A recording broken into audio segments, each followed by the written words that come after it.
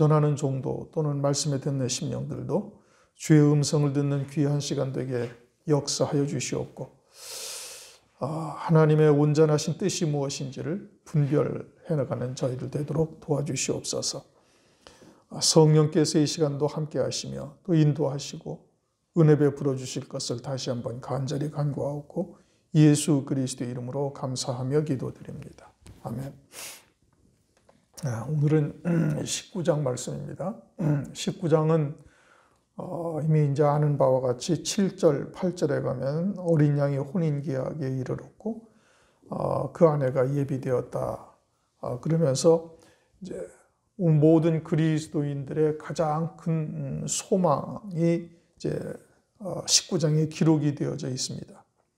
그리고는 17장, 18장은 이미 이제 우리가 상고한 것처럼 큰 성 바벨론, 즉 음녀교회에 대한 심판과 그 종말이 어떠한지를 그 2장에 걸쳐서 낱낱이 다 말씀하고 있어요. 그들은 반드시 심판받는다. 큰 골자는 그거죠. 이 땅에서도 심판을 받고 하늘에서도 심판을 받는다. 그런데 이제 우리는 이처럼 악한 자들의 형통, 분명한 비진리요, 또는 뭐 심지어는 이단들까지도 이 땅에서는 어떻게 저렇게 형통하고 의인들은 고난을 받는가에 대해서 많은 갈등을 하죠. 그러나 그 결말은 그 행한 대로 그대로 하나님께서 심판하신다 이겁니다. 아주 공의의 심판을 하셔요. 그러니까 그들이 어떠하든 또는 세상의 것이 어떠하든 그런 것으로 인하여 갈등하거나 그러지 말고 오직 이 말세에 하나님의 뜻이 무엇인지 거기에 우리의 모든 관심을 기울이고 또 집중해야 되는 겁니다. 특히 마귀는 이 마지막 때가 되어질수록 우리들로 하여금 그렇게 눈에 보이는 것이나 세상의 것들로 인해서 갈등하고 고민하게 하죠. 그런 것으로 인해서 우리를 실족하게 하려는 역사인 겁니다. 그러니까 그러한 마귀의 역사를 이기는 길은 하늘에 속한 자가 되는 것이고 세상이나 눈에 보이는 것에 우리의 마음을 빼앗기지 않는 자, 거기에 우리의 초점을 맞추지 않는 자가 되어야 되는 거예요. 그래야 마귀를 이길 수가 있고 하나님의 뜻이 무엇인지를 온전히 깨닫고 나아갈 수가 있는 겁니다. 이제 19장은 그처럼 주의 재림과 아울러서 이제 우리의 소망인 어린 양의 혼인잔치에 대해서 말씀하시는데 1절을 보니까 2일 후에 내가 들으니 하늘에 허다한 무리에 큰 음성 같은 것이 있어 가로되 하면서 이제 말씀을 하고 있어요. 이 2일 후라는 것은 큰 성 바벨론의 멸망 사건이 끝난 후를 말하는 겁니다. 음녀교회가 하나님의 심판으로 다 불타지고 지상에서 완전히 멸망되었음을 이제 계속해서 2장에 걸쳐서 말씀하고 있어요. 이것을 왜 이렇게 강조하시는가? 그것은 이미 말씀드린 것처럼 음녀교회 큰 성 바벨론은 반드시 멸망한다는 것을 우리에게 다시 강조하여 말씀하시는데 이는 그와 같은 음녀에 하나님의 백성들이 이제 참여하고 있기 때문에 그러는 거예요. 그래서 18장 4절에서도 보면은 그들의 죄에 참여하지 말고 그들의 받을 재앙들을 받지 말라. 내 백성이 그곳에 있으니 그곳에서 반드시 나와야 된다는 것을 거듭 강조하여 말씀하시는 것이고 또 적그리스도도 반드시 멸망한다는 겁니다. 세상의 모든 권세를 휘어잡고 마치 영원할 것 같고 무소불위의 권세를 행사하지만 반드시 멸망한다 이거예요. 세상의 권세 잡은 자는 허상이요 참 주권자는 하나님이신 것이고 하나님의 거룩하신 뜻을 위해서 하나님께서 잠시 그들에게 그처럼 권세를 주신 것이다 이겁니다. 이와 같은 것을 계속 말씀하시는 이유는 조금 전에 말씀드린 것처럼 노아의 때와 같이 마지막 때가 그렇게 될 것을 이미 성경에서 말씀하셨어요. 롯의 때와 같다고 성경에서 여러 차례 강조하여 말씀하고 있습니다. 초림하실 때의 유대 사회를 보면은 말세에 주께서 재림하실 때 교회가 어떠하다라는 것을 그림자적으로 이미 계시하고 있는 겁니다.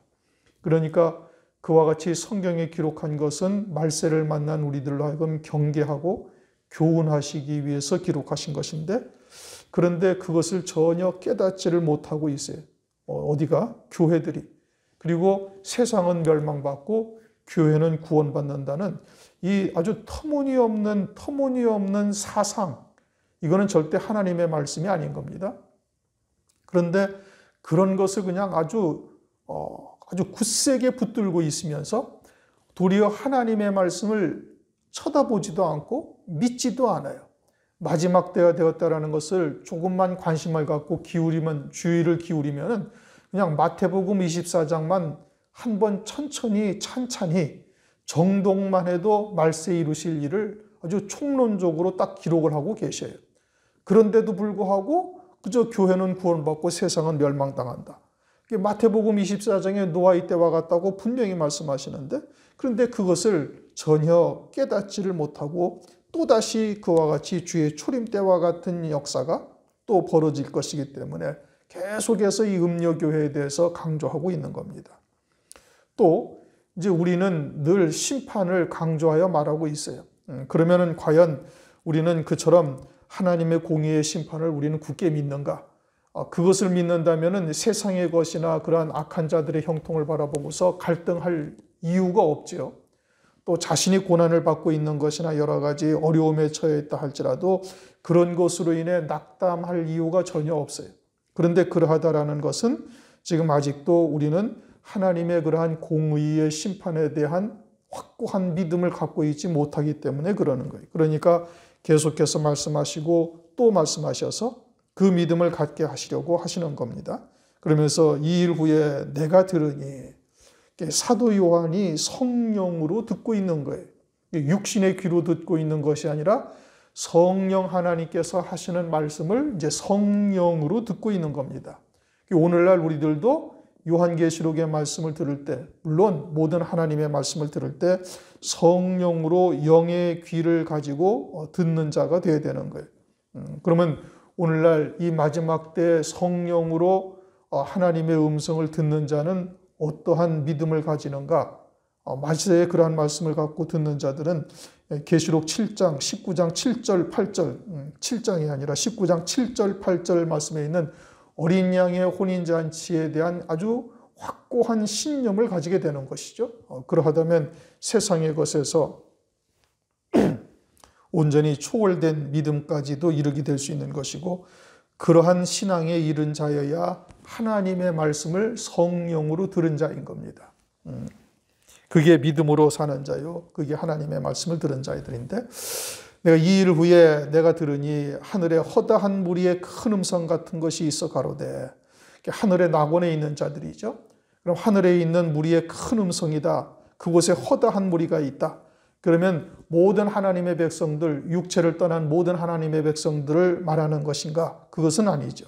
2절을 보면은 악한 자들의 심판을 찬송하는 것으로 보아서 계시록 6장에 있는 제단 아래서 우리의 피를 신원해달라고 하던 그와 같은 순교한 성도들을 말하는 거예요.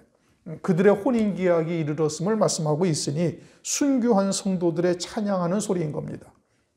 순교한 성도들이 이제 자기들의 피를 신원하여 주시는 하나님의 시기가 이제 이르렀음을 깨닫고, 그리고서는 이제 커다한 무리의 큰 음성 같은 것이 있어서 이제 할렐루야 하며 찬송하고 있는 것이죠. 그러니 오늘날 우리들도 이와 같은 이 1절에 있는 허다한 무리의 큰 음성 같은 것을 외치는 자의 자리에 우리도 다 함께 할 수 있는 자가 되어야 되는 겁니다. 그러면서 할렐루야, 하나님을 찬송하는 것이죠. 무엇을 찬송하죠? 하나님의 공의를 찬송하고 있는 겁니다. 하나님께서는 반드시 이와 같은 공의의 심판을 하나님께서 하시죠. 그러나 앞서 말한 것처럼 그것을 확신한다는 것이 그렇게 쉬운 것이 아니에요. 만약에 우리가 그와 같은 확신, 그 믿음을 가지고 산다면 이 땅에서 그들로 인하여 아무 갈등도 느낄 이유가 없고, 또 이 땅에서 비록 쇠풀무와 같은 연단, 고난의 과정을 거친다 할지라도 전혀 의아해할 필요는 없어요. 왜 악한 자들이 형통하고 의인은 이 땅에서 고난을 받는가? 이런 문제를 가지고 고민할 필요도 없다 이겁니다. 그런데 우리가 그와 같은 확고한 믿음을 갖고 있지 못하니까 이제 그러한 문제로 인해서 여러 가지로 갈등을 하고 고민을 하고 그러는 것이죠. 만약에 진리를 쫓는 자들, 또 진리의 말씀을 가지고 있다 해서 그들이 드러나게 하시고 악한 자들은 이 땅에서 즉각 하나님께서 심판을 하신다면 이 땅에서는 믿음으로 살아야 할 이유가 하나도 없습니다. 이 땅에서 우리가 믿음으로 살아야 하는 이유는 그처럼 하늘 소망 가운데 그들을 정결케 하시는 하나님의 역사라는 것을 깨닫고 있으니 그럼 우리가 그와 같은 믿음으로 살아야 할 이유가 있는 것이죠. 그리고 믿음이라는 것은 비록 그리할지라도 하늘 소망 가운데서 사는 것이 믿음으로 사는 거예요. 악한 자들이 이 땅에서 형통하고 의인들은 고난을 받는다 할지라도 그러할지라도 하늘 소망 가운데 사는 것이 믿음으로 사는 겁니다. 여러분들이 구약 성경을 읽어보시다가 신명기 21장을 가면은 지금 신명기는 광야교회에서 모세를 통해서 이스라엘 백성들에게 하나님의 말씀을 주시고 있는 겁니다. 그리고 그때에는 구름 기둥과 불 기둥으로 매일매일 이스라엘 백성들이 하나님의 살아계신 것을 이제 눈으로 보고 목도하고 있어요. 그리고 광야교회에서는 하나님께서 즉각 심판을 하셨어요. 원망불평하는 자들에게 불뱀으로 물리기도 하시고 고라와 다단의 무리 같은 자들은 땅이 갈라져서 즉각 하나님께서 심판하시는 역사를 이스라엘 백성들이 눈으로 목도했던 겁니다. 그런데 신명기 21장을 딱 가면은 무엇을 말씀하시는 거 아니? 살인자가 누군지를 모르는데 피살된 시체가 어느 곳에 있다면 그러면은 그곳에 가까운 장로들이 이제 속죄의 제사를 드리라고 이렇게 말씀을 하셔요. 아니 지금까지는 하나님께서 구름 기둥과 불 기둥으로 인도하시고 악한 자들을 그 즉각 심판하시면서 살아계신 하나님을 막 그냥 눈으로 목도할 수 있는 이와 같은 광야 교회였는데 신명기 21장에서는 이제 가나안 땅에 들어가면은 이제 그와 같이 해라 이겁니다. 아니 선지자도 있고 장로들도 있고 제사장도 있을 때 하나님께서 그들을 통해서 살인자를 알려주시고 그러면 될 테인데 그런데 그러지 아니하시고 가까운 곳에 가장 가까운 곳에 있는 장로가 속죄의 제사를 드리라. 그러면 너희들은 그 피에 대해서 정결하게 된다. 이렇게 말씀을 하셔요. 그러니까 이제 그 다음부터는 어떻게 하라는 거? 이제 믿음으로 살라 이 뜻인 겁니다. 신명기서에 가나안 땅에 들어가는 이스라엘 백성들에게 그렇게 하는 거예요. 그러면서도 하나님께서는 사사들을 통해서 또는 선지자를 통해서 계속 하나님의 말씀을 이스라엘 백성들에게 주시는 겁니다. 오늘날 우리들도 마찬가지죠. 눈에 그와 같이 선한 자들이 형통하고 악한 자들이 고난을 당하는 것이 아니라 그처럼 하나님의 공의의 심판이 있음을 우리가 믿고 이 땅에서 믿음으로 살라고 하나님께서 말씀을 하시는 거예요. 그러면서 할렐루야 구원과 영광과 하면서 이제 능력이 우리 하나님께 있도다. 우리 구원이 다 하나님께 있다는 겁니다.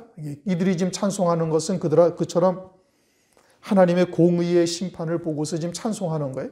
그러니까 우리들에게도 반드시 그와 같은 하나님의 공의로운 심판이 있다라는 것을 이제 믿으라는 말씀이고 그 믿음으로 살라는 것이고 아울러서 구원과 영광과 능력이 하나님께 있다. 우리의 모든 구원이 하나님으로부터 인합니다 이겁니다.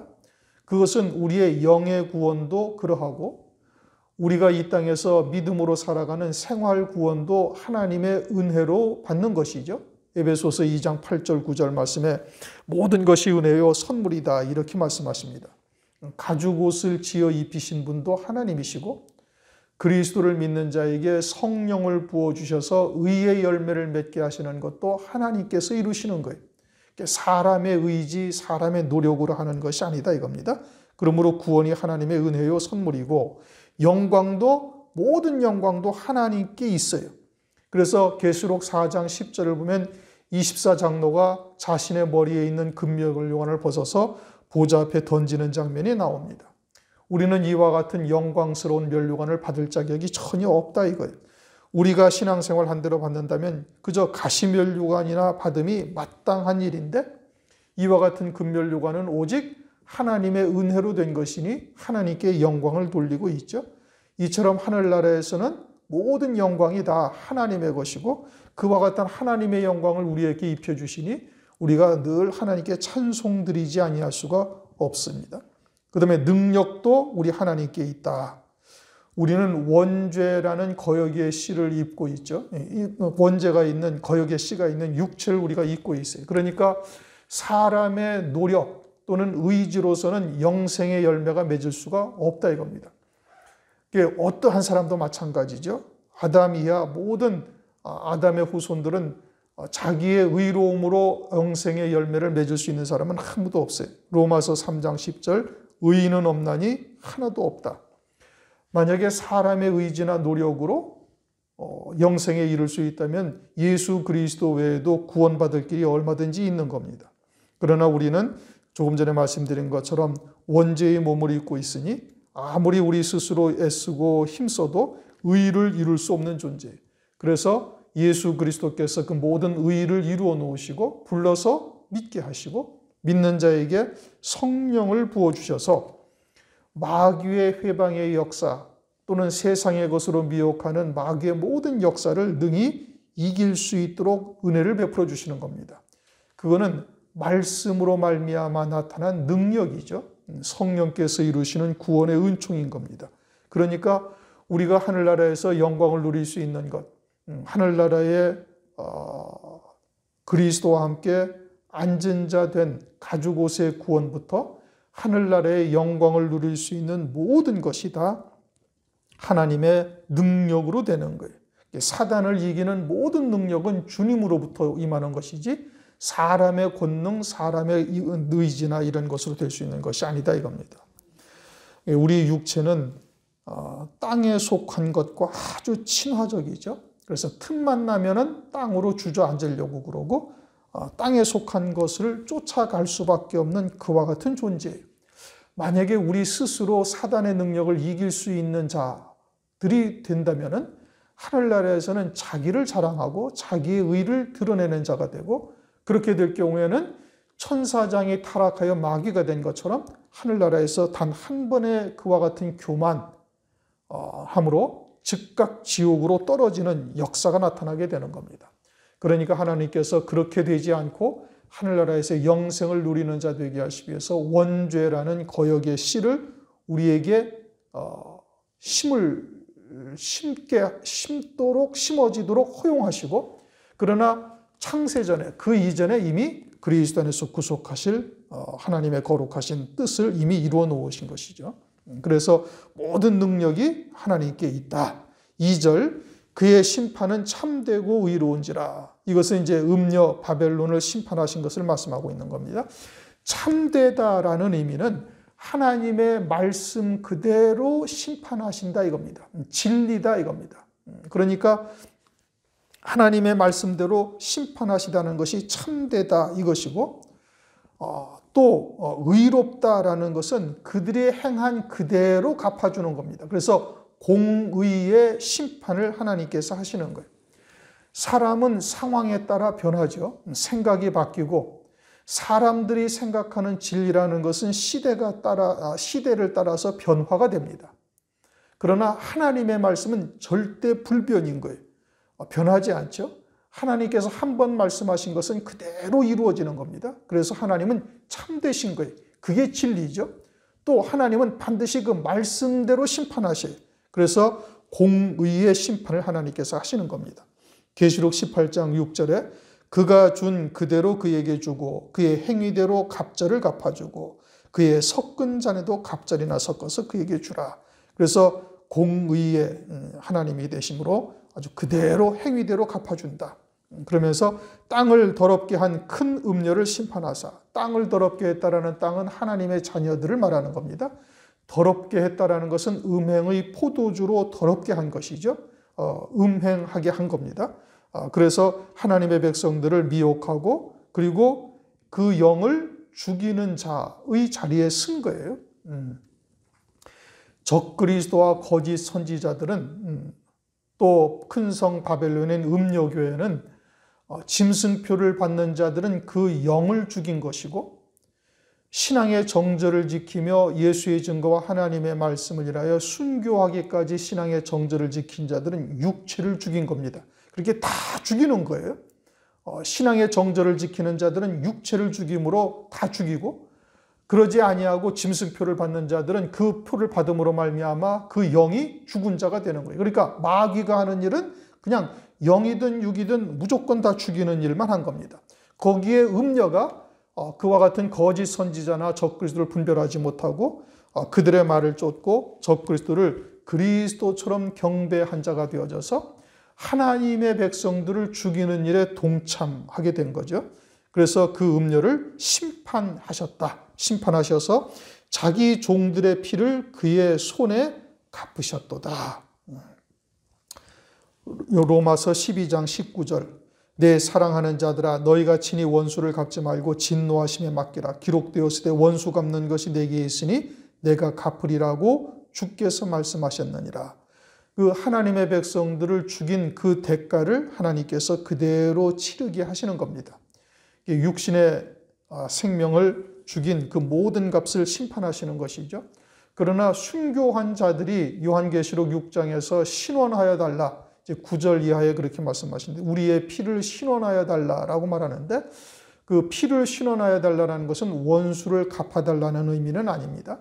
스데반 집사가 순교한 스데반 집사를 통해서 우리가 이제 순교 성도의 자리에 선 자들의 신앙의 깊이가 어떠한지를 우리가 알 수 있어요. 그는 스데반 집사는 자기를 돌로 쳐 죽이고 있는 유대인들을 전혀 원망하지 아니하죠. 예수님도 그러하셨어요. 그러니까 계시록 6장에서 말씀하시는 우리의 피를 신원하여 달라는 의미는 원수를 갚아달라는 의미는 전혀 아닌 겁니다. 그것은 다른 의미죠. 자기들이 이 땅에서 열매 맺는 삶이 타의에 의해서 끊어졌으니 권세가 깨뜨려졌으니 다시 열매 맺을 권세를 하나님께서 말씀하신 대로 주실 것을 신원하고 있는 겁니다. 그러니까 그들은 첫째 부활의 영광을 입고 1000년 동안 그리스도와 함께 다시 1000년 동안 열매 맺는 은총을 하나님으로부터 받게 되는 것이죠. 그러니 오늘날 우리가 어린 양의 생명책의 농명이 된다라면은 그러한 스데반과 같은 믿음의 자리에 우리가 이르러야만 되는 겁니다.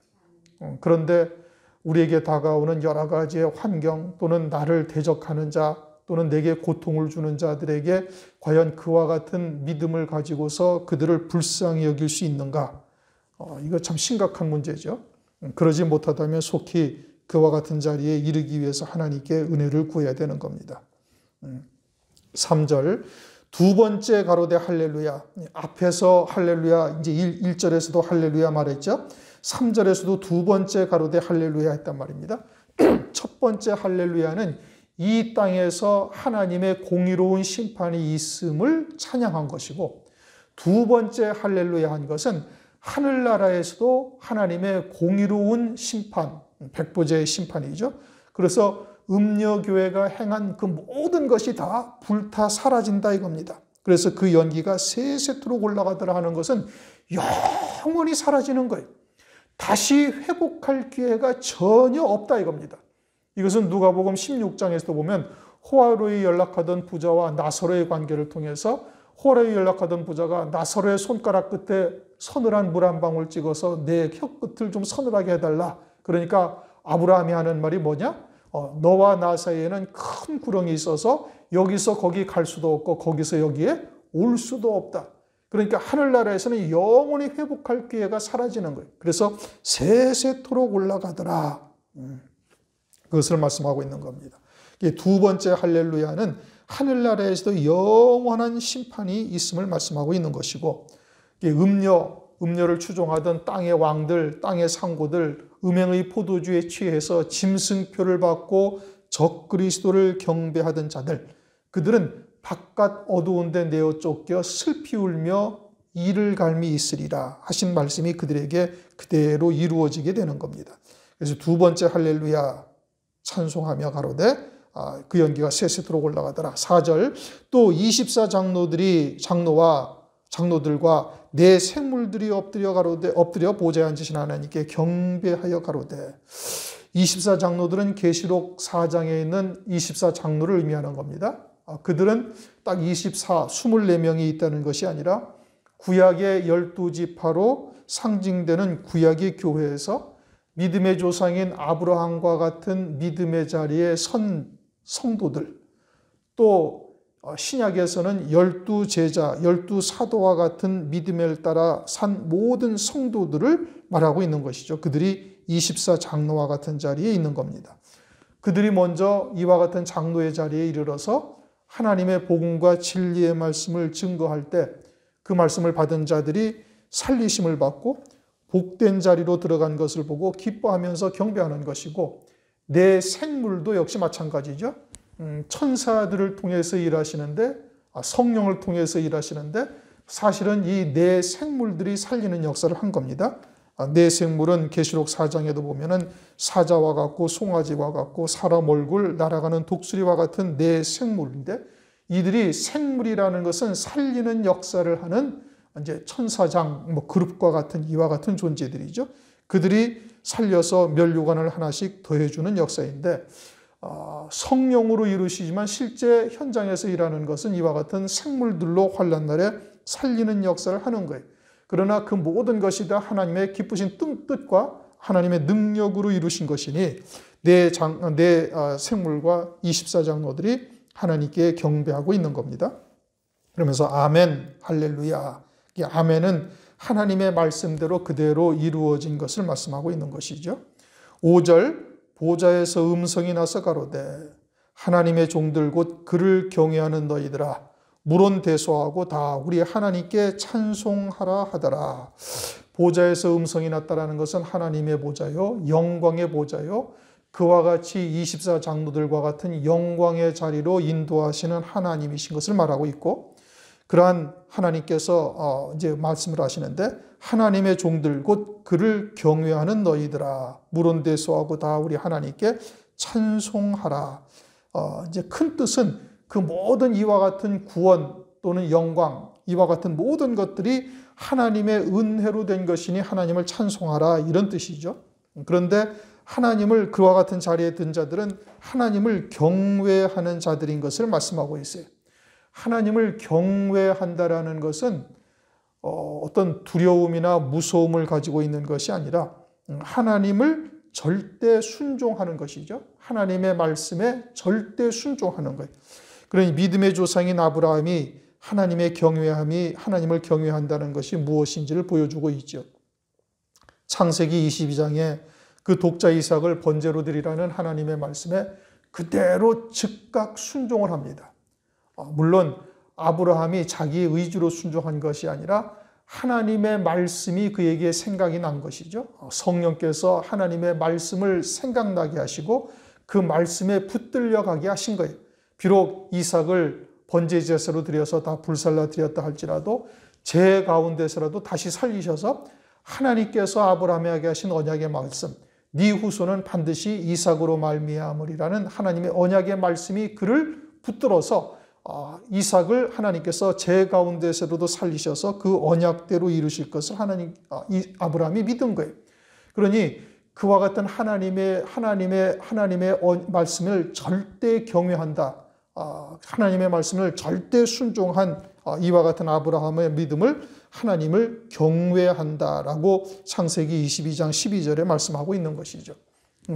하나님을 경외한다라는 것은 하나님의 위대하심을 온전히 깨닫고 하나님께 절대 순종하는 것이고, 오늘날로 이제 성령 안에서 하나님의 말씀에 붙들려 사는 자가 되는 거예요.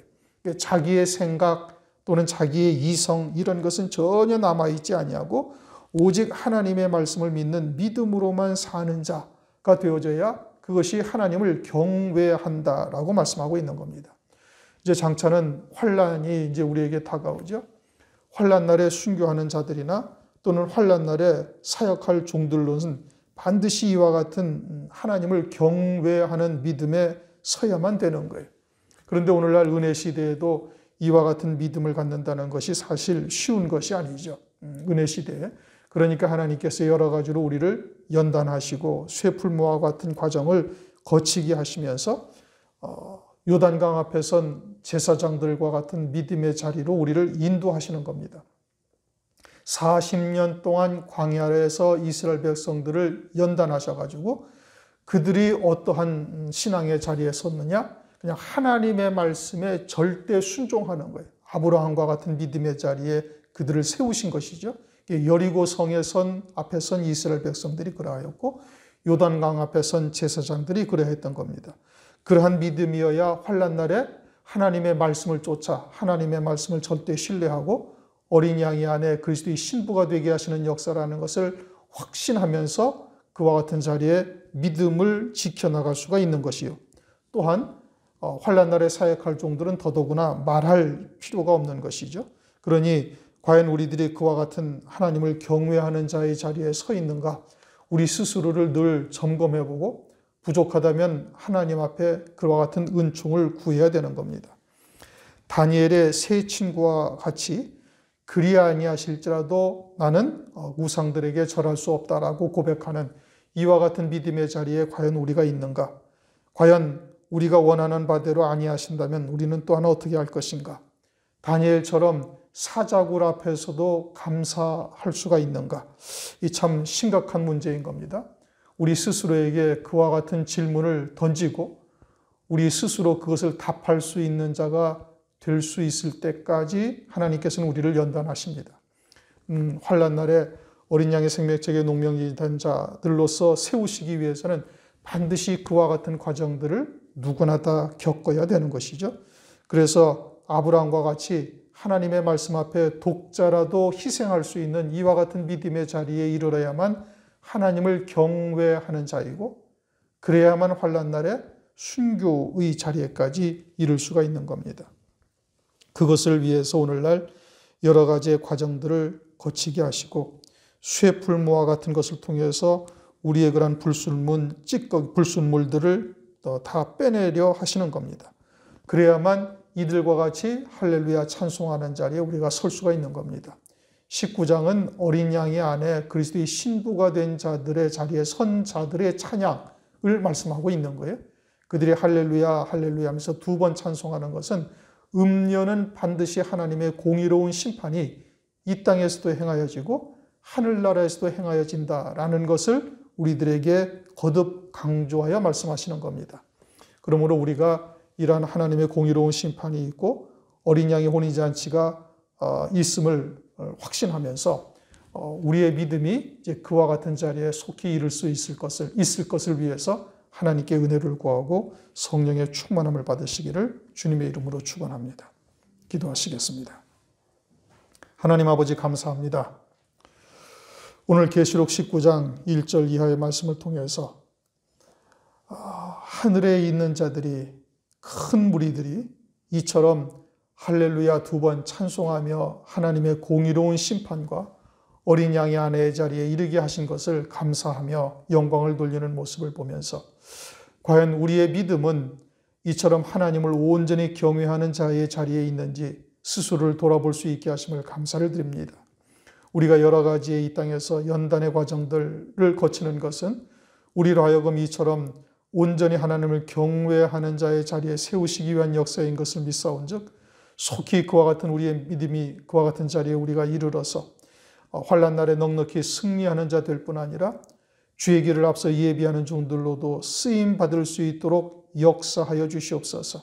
일곱 영으로 충만케 하시고 무엇이 우리에게 부족한지를 온전히 말씀을 통해서 보게 하실 뿐 아니라 그와 같은 은혜를 입는 자들이 될 수 있도록 역사하여 주옵소서. 감사를 드리며 예수 그리스도의 이름으로 기도드립니다. 아멘.